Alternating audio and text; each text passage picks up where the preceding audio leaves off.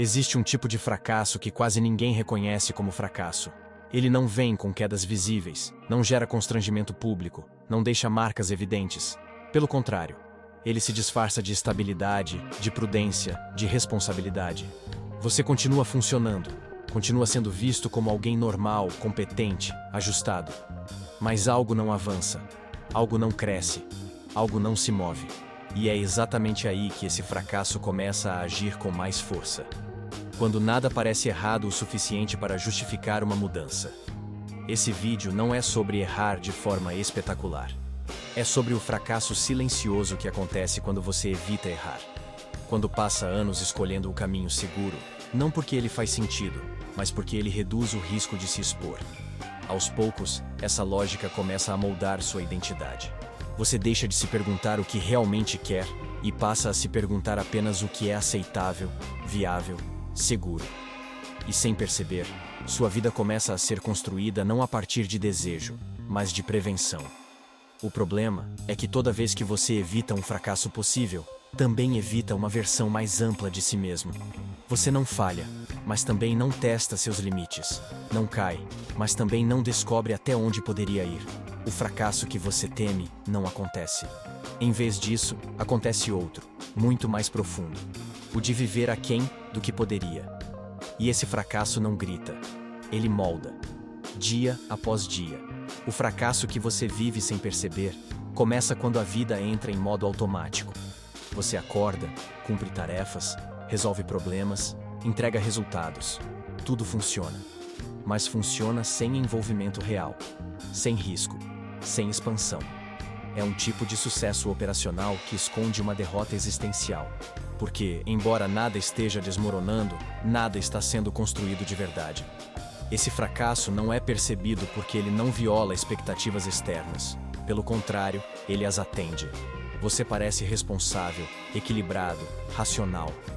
Só que internamente surge uma sensação difusa de estagnação. Uma impressão de que o tempo está passando mais rápido do que sua vida está avançando. Não há um erro específico para corrigir. Apenas uma ausência crescente de movimento interno. O perigo desse tipo de fracasso é que ele cria adaptação. Você se acostuma a viver abaixo da própria capacidade emocional e criativa. Começa a confundir tranquilidade com acomodação, segurança com identidade.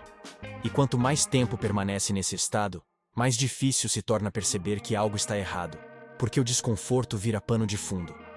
Aos poucos, você passa a medir sua vida apenas pelo que não deu errado.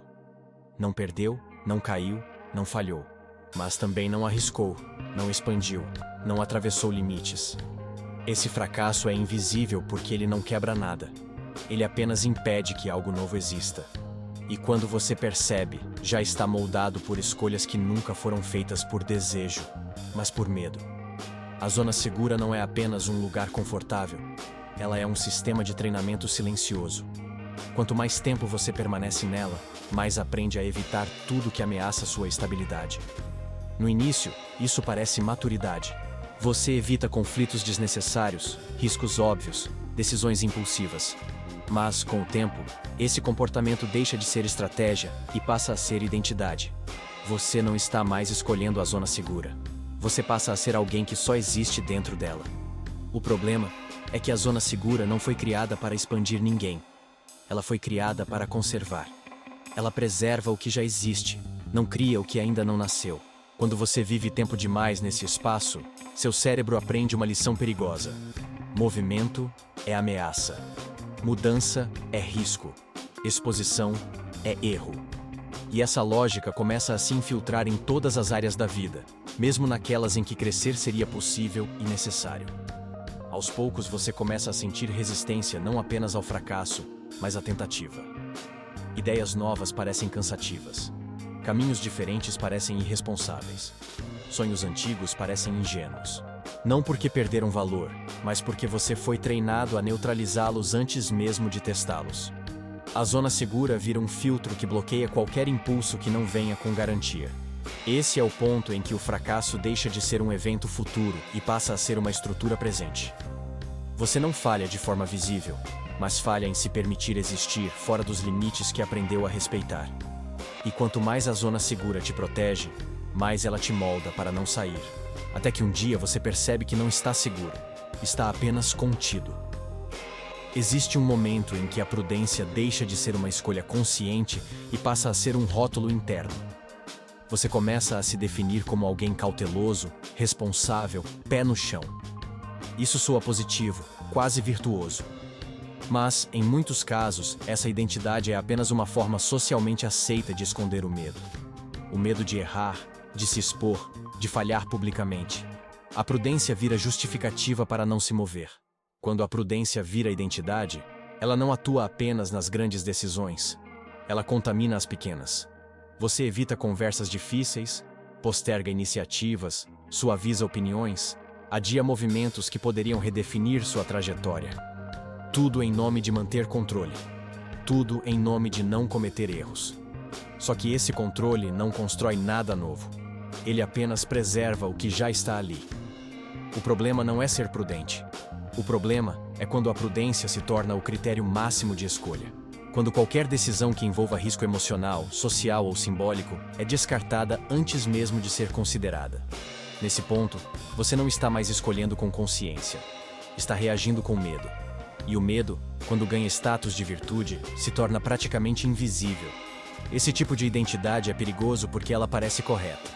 As pessoas ao redor reforçam, elogiam sua cautela, confiam em você. Só que internamente surge um conflito silencioso. Você sente que algo está sendo evitado, mas não sabe exatamente o que. Sente que existe uma vida mais ampla possível, mas não encontra espaço para acessá-la. A prudência que deveria proteger passa a limitar. É nesse ponto que o fracasso começa a se consolidar como forma de ser. Não porque você errou, mas porque deixou de se permitir errar. Você construiu uma imagem estável às custas da própria expansão. E, sem perceber, começou a confundir quem você é com tudo aquilo que você evita fazer. Existe uma escolha que parece não existir porque nunca é feita. Ela não aparece como decisão explícita, mas como adiamento contínuo. Você não diz não. Você apenas não diz sim. Não recusa diretamente. Apenas deixa passar. E aos poucos, essa ausência de decisão começa a produzir efeitos reais. A vida avança, o tempo se move, as oportunidades mudam, e você permanece no mesmo lugar acreditando que está apenas sendo paciente. Essa escolha invisível tem um custo alto porque ela retira de você a autoria. Quando você não escolhe, algo escolhe por você. O contexto decide, o medo decide, o hábito decide. E como essas forças não têm compromisso com quem você pode se tornar, elas sempre optam pelo caminho de menor risco. O resultado é uma vida construída por omissão, não por intenção. O mais perigoso é que a escolha não feita raramente gera arrependimento imediato. Ela gera conforto, alívio, a sensação de que você evitou um problema. Mas esse alívio cobra juros. Com o tempo, você começa a sentir que está sempre reagindo, nunca criando, sempre administrando consequências, nunca inaugurando caminhos. A sensação de controle aumenta, enquanto a sensação de sentido diminui. Quando você evita escolher, também evita assumir responsabilidade. E isso parece leve no curto prazo, mas, no longo prazo, pesa.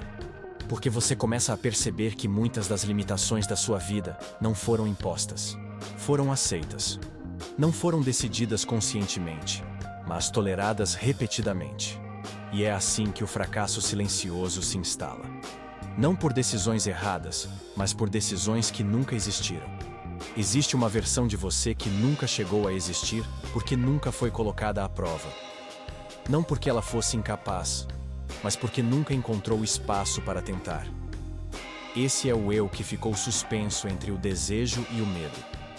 O eu que só pode ser imaginado, nunca vivido. Ele não fracassou, não errou, não caiu. Ele simplesmente não teve a chance de se revelar. Esse eu não testado não desaparece. Ele permanece como uma tensão interna constante. Uma sensação vaga de que algo ficou inacabado. De que há potenciais não explorados, caminhos não trilhados, habilidades nunca levadas ao limite. Você pode não pensar nisso todos os dias, mas ele aparece em momentos específicos. Quando vê alguém fazendo algo que você poderia estar fazendo. Quando sente um incômodo sem nome. Quando percebe que admiração e inveja se misturam dentro de você. O mais difícil de encarar é que esse eu não foi impedido pelo mundo. Ele foi contido por escolhas internas, por decisões de não se expor, de não arriscar, de não falhar. A cada vez que você escolheu o caminho mais seguro, esse eu ficou um pouco mais distante. Não porque deixou de existir, mas porque aprendeu que não era bem-vindo, que sua presença exigiria enfrentar riscos que você não estava disposto a correr. Com o tempo, você começa a se identificar mais com quem é do que com quem poderia ser. E isso parece estabilidade, mas é acomodação. Porque a identidade se cristaliza não a partir da experiência plena, mas a partir do que foi evitado. O eu que nunca foi testado se transforma em silêncio interno. E esse silêncio pesa mais do que qualquer fracasso vivido, porque ele carrega a dúvida permanente do e se. Enquanto o fracasso vivido ensina, o fracasso evitado corrói. Ele não oferece aprendizado, apenas especulação. Ele não fecha ciclos, apenas os mantém abertos. E quanto mais tempo passa, mais difícil se torna distinguir se você está satisfeito com a vida que vive, ou apenas resignado com a vida que escolheu não viver. Existe uma versão de você que nunca chegou a existir porque nunca foi colocada à prova. Não porque ela fosse incapaz, mas porque nunca encontrou espaço para tentar. Esse é o eu que ficou suspenso entre o desejo e o medo. O eu que só pode ser imaginado, nunca vivido.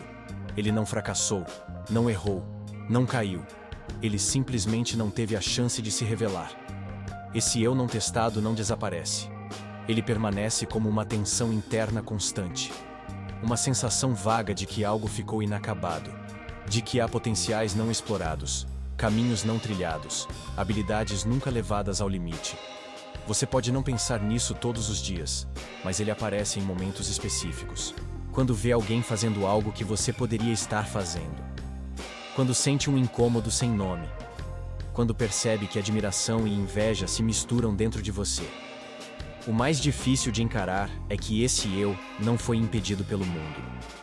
Ele foi contido por escolhas internas, por decisões de não se expor, de não arriscar, de não falhar. A cada vez que você escolheu o caminho mais seguro, esse eu ficou um pouco mais distante. Não porque deixou de existir, mas porque aprendeu que não era bem-vindo.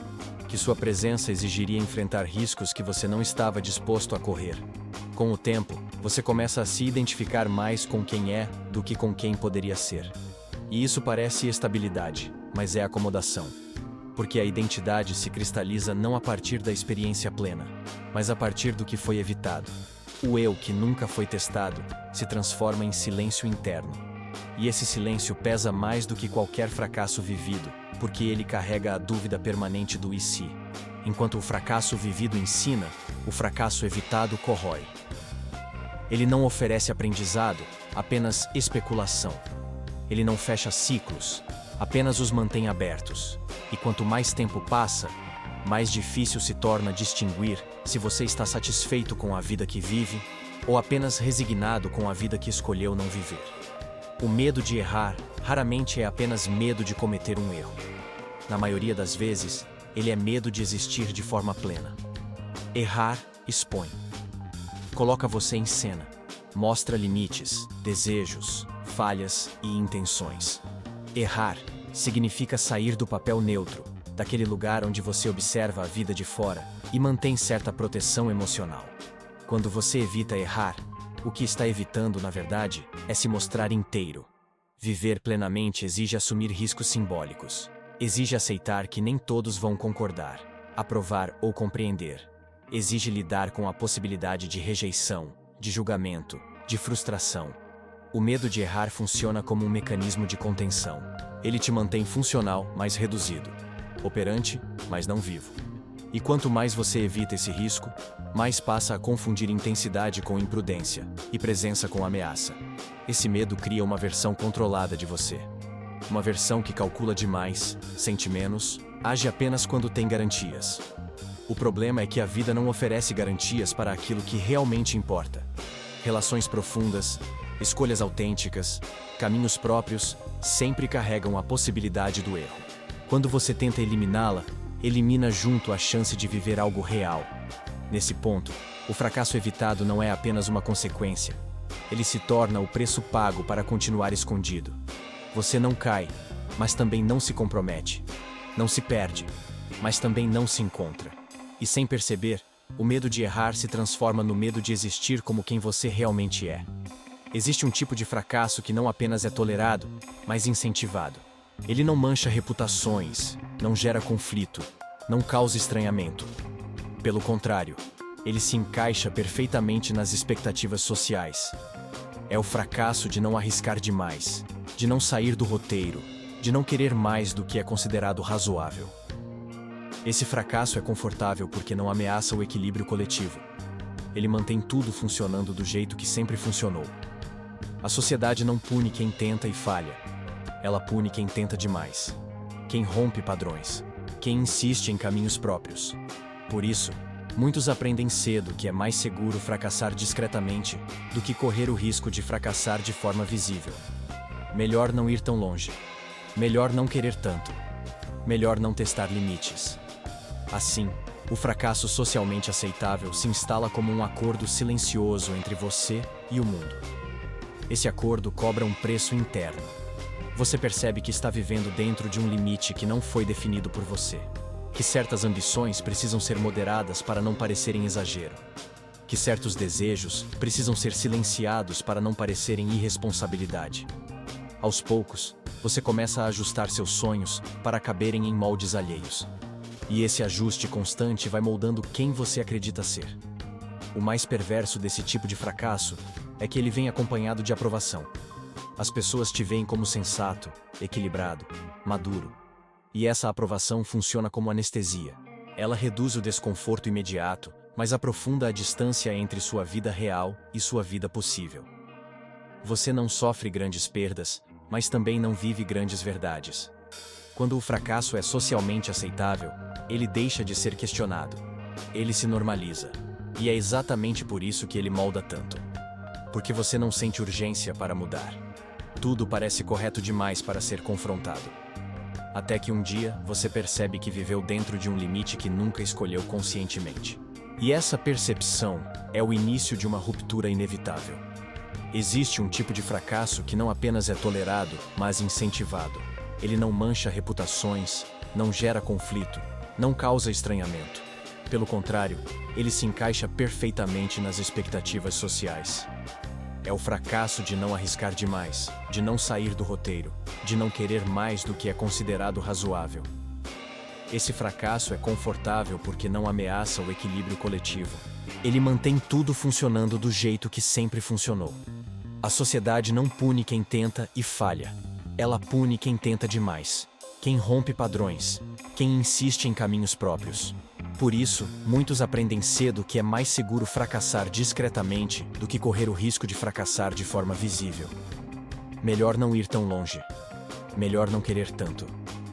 Melhor não testar limites. Assim, o fracasso socialmente aceitável se instala como um acordo silencioso entre você e o mundo. Esse acordo cobra um preço interno. Você percebe que está vivendo dentro de um limite que não foi definido por você. Que certas ambições precisam ser moderadas para não parecerem exagero. Que certos desejos precisam ser silenciados para não parecerem irresponsabilidade. Aos poucos, você começa a ajustar seus sonhos para caberem em moldes alheios. E esse ajuste constante vai moldando quem você acredita ser. O mais perverso desse tipo de fracasso é que ele vem acompanhado de aprovação. As pessoas te veem como sensato, equilibrado, maduro. E essa aprovação funciona como anestesia. Ela reduz o desconforto imediato, mas aprofunda a distância entre sua vida real e sua vida possível. Você não sofre grandes perdas, mas também não vive grandes verdades. Quando o fracasso é socialmente aceitável, ele deixa de ser questionado. Ele se normaliza. E é exatamente por isso que ele molda tanto. Porque você não sente urgência para mudar. Tudo parece correto demais para ser confrontado. Até que um dia, você percebe que viveu dentro de um limite que nunca escolheu conscientemente. E essa percepção é o início de uma ruptura inevitável. Existe um treinamento que acontece sem que você perceba. Ele não vem de livros, cursos ou conselhos explícitos. Ele acontece na repetição diária de pequenas desistências. Cada vez que você pensa em tentar algo e recua. Cada vez que racionaliza o medo. Cada vez que diz para si mesmo que não é o momento certo. Esse treinamento não ensina a agir. Ele ensina a parar antes de começar. E com o tempo, isso se torna automático. A autossabotagem não surge como um ato consciente. Ela surge como lógica. Você cria argumentos sólidos para não avançar. Justificativas que parecem maduras, responsáveis, inteligentes. Mas, por trás delas, existe sempre a mesma estrutura. Evitar o risco de se expor. Evitar o desconforto de errar. Evitar a possibilidade de descobrir limites que você preferia não encarar. Assim, o medo deixa de parecer medo e passa a parecer bom senso. O perigo desse treinamento invisível é que ele molda sua percepção de capacidade. Você começa a acreditar que não é o tipo de pessoa que tenta certas coisas. Não porque tentou e falhou, mas porque nunca tentou. A ausência de experiência vira identidade. A falta de ação vira prova. E sem perceber, você constrói uma imagem de si baseada em tudo aquilo que evitou. Esse processo cria uma inversão silenciosa. Em vez de aprender com o erro, você aprende com a fuga. Em vez de se fortalecer com a tentativa, você se fortalece na contenção. O problema é que contenção não gera crescimento. Ela gera rigidez. E quanto mais rígida sua identidade se torna, mais difícil fica romper o padrão, porque qualquer movimento começa a parecer incoerente com quem você acredita ser. Esse é o ponto em que o fracasso deixa de ser algo a enfrentar e passa a ser algo incorporado. Não como evento, mas como estrutura interna. Você não fracassa tentando. Você fracassa treinando a si mesmo para não tentar. E esse tipo de fracasso não deixa cicatriz visível, mas define os limites invisíveis da sua vida. Em algum momento, o fracasso que você evitou deixa de ser apenas comportamento e passa a se tornar imagem. Não é mais só o que você faz ou deixa de fazer. É quem você acredita ser. A repetição de escolhas defensivas começa a construir uma narrativa interna. Eu não sou assim. Isso não combina comigo. Esse tipo de risco não é para mim. Sem perceber, sua autoimagem passa a ser desenhada a partir de limites, não de possibilidades. O problema é que a mente precisa de coerência. Ela cria histórias para justificar padrões. E quando você passa tempo demais evitando errar, sua identidade se organiza em torno dessa evitação. Você não se vê como alguém que escolhe não tentar, mas como alguém que simplesmente não tem esse perfil. O fracasso invisível vira argumento psicológico. Ele explica sua vida para você mesmo, e ao fazer isso, se fortalece. Essa arquitetura da autoimagem é extremamente resistente à mudança, porque qualquer tentativa de romper o padrão gera desconforto imediato. Você sente que está traindo quem é, que está forçando algo artificial, que está saindo de um personagem que parece seguro. Não porque ele seja verdadeiro, mas porque é familiar. A identidade construída pela evitação protege você do risco, mas também te aprisiona dentro de uma versão reduzida de si. Quanto mais essa imagem se consolida, mais difícil se torna questioná-la. Você começa a selecionar referências que confirmam essa visão. Evita ambientes que desafiam essa narrativa. Se compara apenas com quem reforça seus limites. Tudo para manter intacta a história que você contou a si mesmo sobre quem você é. E assim, o fracasso deixa de ser uma possibilidade externa e passa a ser uma fronteira interna. O mais inquietante é perceber que essa identidade não foi criada a partir de experiências vividas, mas de experiências evitadas. Ela não nasceu do confronto com a realidade, mas da tentativa constante de se proteger dela. E enquanto você não enxerga isso, continua acreditando que está sendo fiel a si mesmo, quando na verdade está sendo fiel ao medo que moldou sua forma de existir.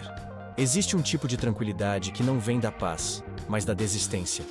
Ela surge quando você decide não tentar mais aquilo que gera tensão, dúvida ou medo.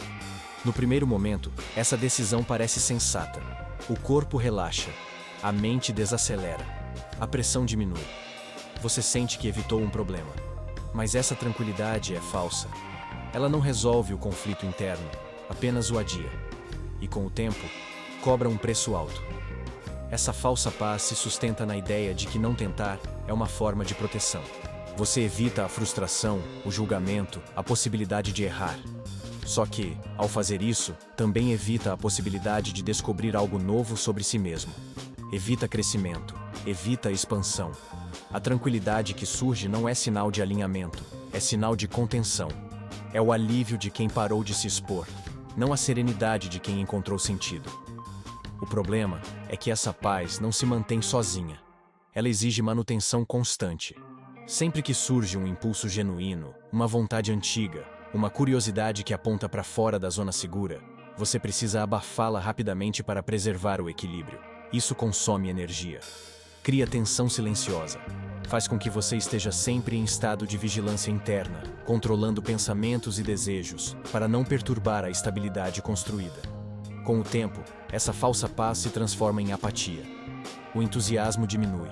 A vitalidade cai. A vida começa a parecer previsível demais, rasa demais. Você não sofre grandes dores, mas também não sente grandes alegrias. Tudo fica em um tom neutro, confortável, mas vazio. E nesse estado, o fracasso já não dói, porque ele foi normalizado. Você se acostumou a viver sem tentar. Esse é o ponto mais perigoso da jornada. Não quando você erra, mas quando desiste de errar. Porque aí o fracasso deixa de ser um evento e passa a ser um modo de vida. Uma vida tranquila, controlada, estável, mas profundamente limitada. A falsa paz de não tentar não te machuca de imediato. Ela apenas te afasta, pouco a pouco, da possibilidade de viver algo que realmente valha a pena. Existe uma diferença profunda entre fracassar por acidente e fracassar por escolha. Durante muito tempo, você evitou o erro como se ele fosse uma ameaça absoluta. Tentou controlar resultados, prever consequências, minimizar riscos. Mas chega um momento em que essa lógica se inverte. Um momento em que você percebe que continuar evitando o fracasso já se tornou mais destrutivo do que enfrentá-lo. É aí que nasce o primeiro fracasso consciente. Fracassar conscientemente não é agir sem critério. É agir sabendo que pode dar errado.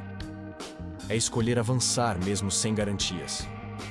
É aceitar de forma madura que errar faz parte do processo de existir de verdade. Nesse ponto, o erro deixa de ser humilhação e passa a ser informação. Ele não define quem você é, apenas revela onde você está. E essa revelação, por mais desconfortável que seja, é libertadora. Quando você escolhe errar, algo interno se reorganiza. O medo perde autoridade. A autoimagem começa a se flexibilizar. Você para de se ver como alguém que não pode e passa a se enxergar como alguém que experimenta. O fracasso consciente não destrói sua identidade. Ele a expande. Ele quebra a narrativa rígida construída pela evitação e abre espaço para uma versão mais viva de você. Esse tipo de fracasso também muda sua relação com o tempo. Você deixa de esperar o momento ideal e passa a criar movimento. Deixa de adiar decisões importantes em nome da segurança e passa a assumir riscos calculados em nome da verdade. A vida ganha densidade. Mesmo quando algo dá errado, você sente que está vivendo de forma mais íntegra, mais alinhada com quem é. O primeiro fracasso consciente não é o fim de nada. Ele é o início de uma nova postura diante da vida. Uma postura em que você aceita perder para poder ganhar experiência. Em que aceita cair para descobrir como se levanta. Em que aceita errar para não continuar se anulando. Esse fracasso não te diminui. Ele te devolve algo que você havia perdido. A sensação de estar realmente presente na própria existência. Existe uma diferença profunda entre fracassar por acidente e fracassar por escolha. Durante muito tempo, você evitou o erro como se ele fosse uma ameaça absoluta. Tentou controlar resultados, prever consequências, minimizar riscos. Mas chega um momento em que essa lógica se inverte. Um momento em que você percebe que continuar evitando o fracasso já se tornou mais destrutivo do que enfrentá-lo. É aí que nasce o primeiro fracasso consciente. Fracassar conscientemente não é agir sem critério. É agir sabendo que pode dar errado. É escolher avançar mesmo sem garantias. É aceitar, de forma madura, que errar faz parte do processo de existir de verdade. Nesse ponto, o erro deixa de ser humilhação e passa a ser informação. Ele não define quem você é, apenas revela onde você está. E essa revelação, por mais desconfortável que seja, é libertadora. Quando você escolhe errar, algo interno se reorganiza. o medo perde autoridade. A autoimagem começa a se flexibilizar. Você para de se ver como alguém que não pode e passa a se enxergar como alguém que experimenta. O fracasso consciente não destrói sua identidade, ele a expande. Ele quebra a narrativa rígida construída pela evitação e abre espaço para uma versão mais viva de você. Esse tipo de fracasso também muda sua relação com o tempo. Você deixa de esperar o momento ideal e passa a criar movimento. Deixa de adiar decisões importantes em nome da segurança e passa a assumir riscos calculados em nome da verdade. A vida ganha densidade. Mesmo quando algo dá errado, você sente que está vivendo de forma mais íntegra, mais alinhada com quem é. O primeiro fracasso consciente não é o fim de nada. Ele é o início de uma nova postura diante da vida. Uma postura em que você aceita perder para poder ganhar experiência. Em que aceita cair para descobrir como se levanta. Em que aceita errar para não continuar se anulando. Esse fracasso não te diminui. Ele te devolve algo que você havia perdido. A sensação de estar realmente presente na própria existência. Muito obrigado por assistir até aqui. Se gostou, por favor, se inscreva para mais. Se esse vídeo te ajudou, deixe seu comentário e, se possível, deixe seu gostei. Até o próximo vídeo.